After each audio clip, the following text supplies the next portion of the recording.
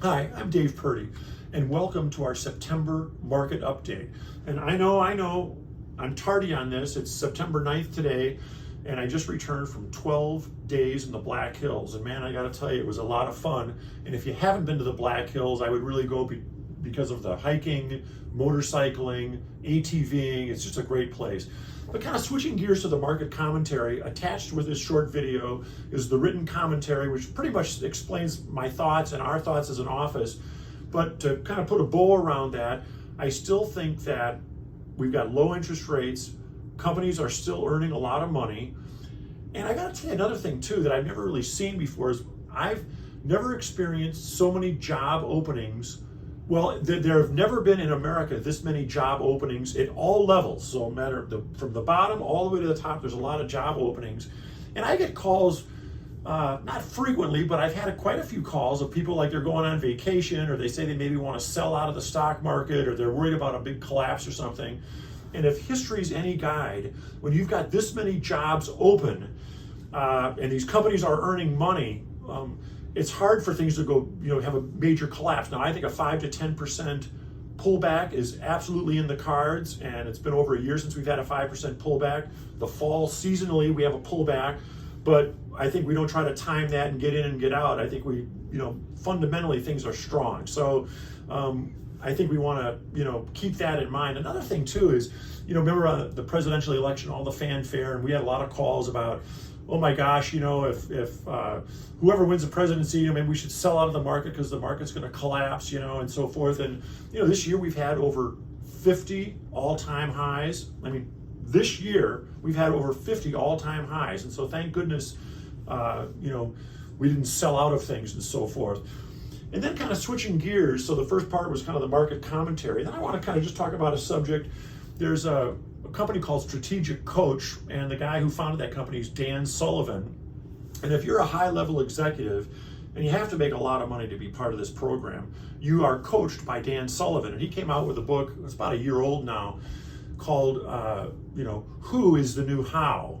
And in the old days, you go to your friend's house and he'd have a new deck, and you'd say, God, that looks fantastic. How'd you do it? And he'd say, well, go to Menards and get these parts and so forth and build the deck. Or you'd ask somebody how they did something. And now the new strategy is who does it? And a couple of examples I wanted just to point out is, one has to do with financial advice. And we get a lot of calls and talk over the years. People will call in and they'll say, I was having coffee with my friend, and they said, my gosh, you should put everything into a Roth because taxes are only going to go higher, and you put it into a Roth, don't put it into a regular, you got to go Roth. And that's a situation where you're maybe talking to somebody who's having coffee with who doesn't really know what's going on, versus the how versus the who.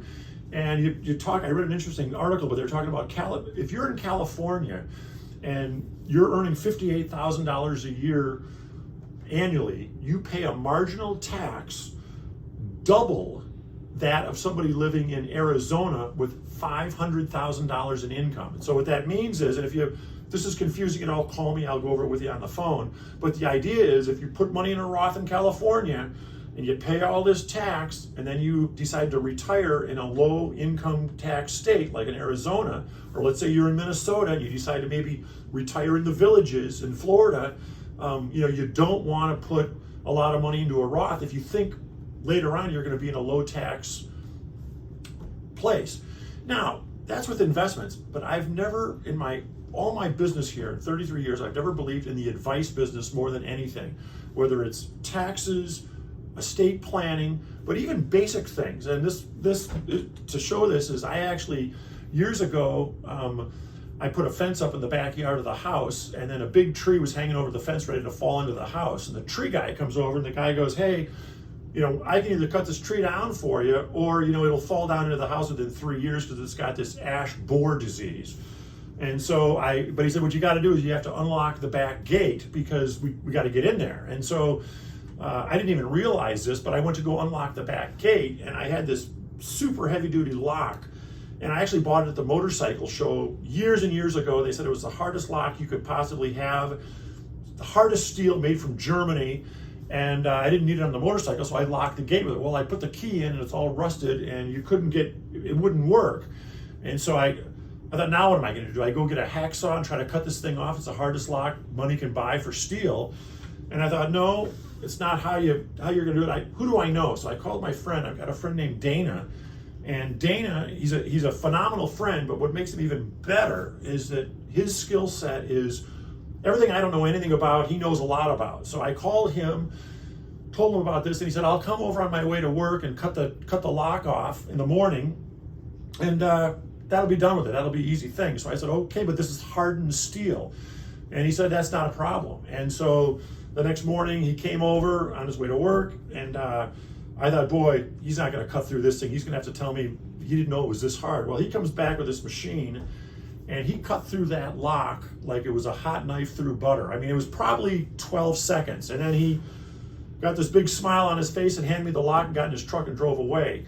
And I was thinking to myself, wow, that's who? I mean, and I said, I've never seen this technology. He goes, yeah, it's been out for a while now. This is a special cutter. But my idea is, in all walks of life, whatever you're doing, who do you know? Not how do you do it, but who do you know that can do it? Because they can probably do it better, faster, cheaper. And I would say I had to mention that because I think that's just really interesting stuff. When you read through the commentary or listen to the video, if you have any questions, please call me, and we look forward to being in touch.